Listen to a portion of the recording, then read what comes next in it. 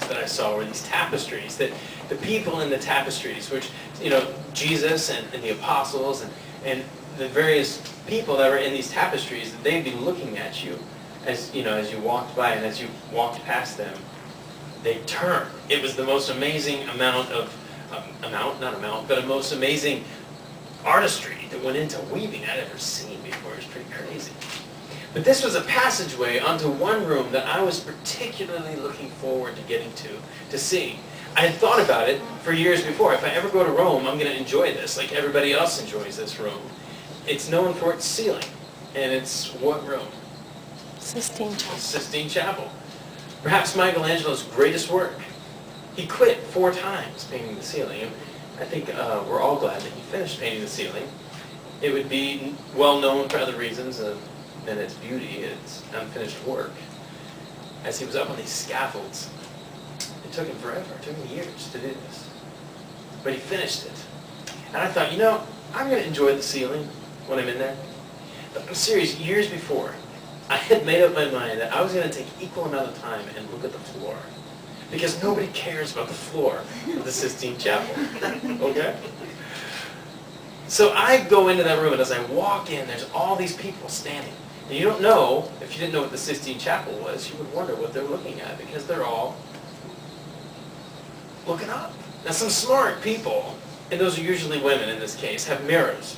I don't carry a mirror in my pocket, right? So if you have a mirror in your purse, you get it out and you look at the ceiling that way. I mean, you see everything backwards, but you don't have to crane your neck. And I thought, if I was a chiropractor, I would set up a booth right outside the Sistine Chapel, because you'd make some good fat cash there. But I got in there and I looked at the ceiling. It is amazing. It's that place where the hand of God, the fingers reaching out, just touching the finger of Adam at creation, and then everything just moves out from there. This picture of God's history, his story.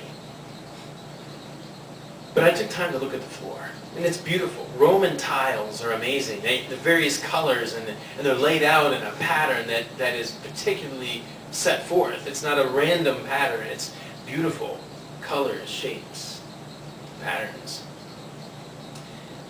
It was hard to see for all the legs that were standing on it. And I started thinking, what if I was a tile on the floor of the Sistine Chapel? I seriously did think about this. Now, I would be an expert at the ceiling.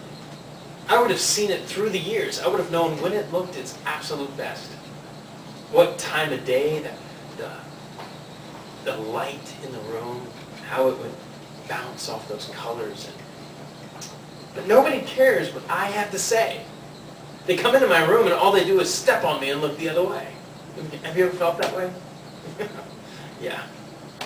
When you really know something about a story and people just like, yeah, whatever, and they do their own thing.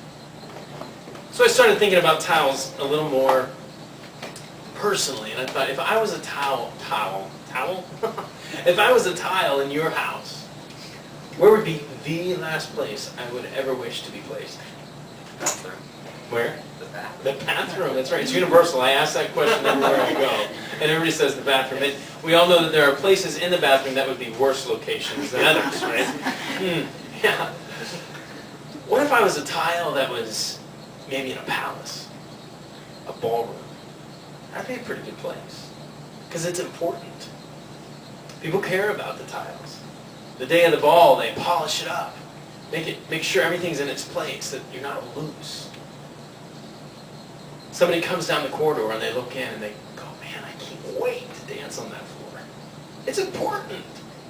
The floor is the focal point of all the attention. Music, dancing, celebration. What about a tile that's in the king's throne room? Think about that. Even right at the foot of the throne. That place where kings are crowned, where knights are knighted, where laws are decreed, where mercy is granted.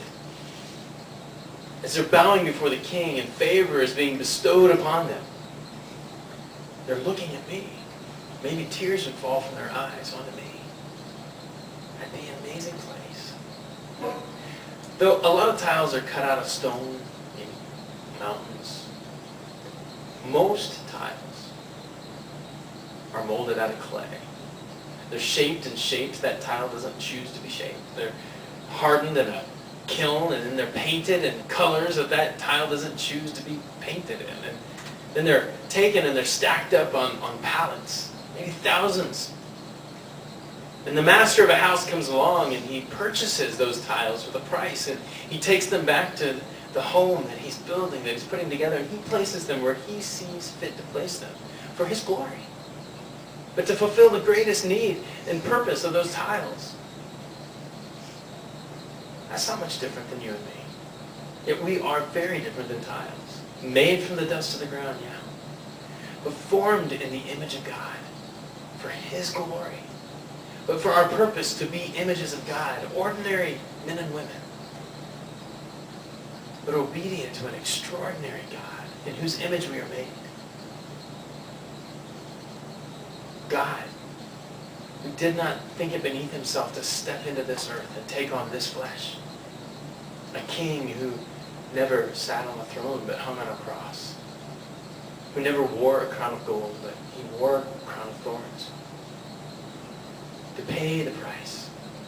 To bring me from my sloven state of lostness to a place of royal inheritance in the kingdom of God. What a calling we have as ordinary men and women with an extraordinary God in whose image we're made.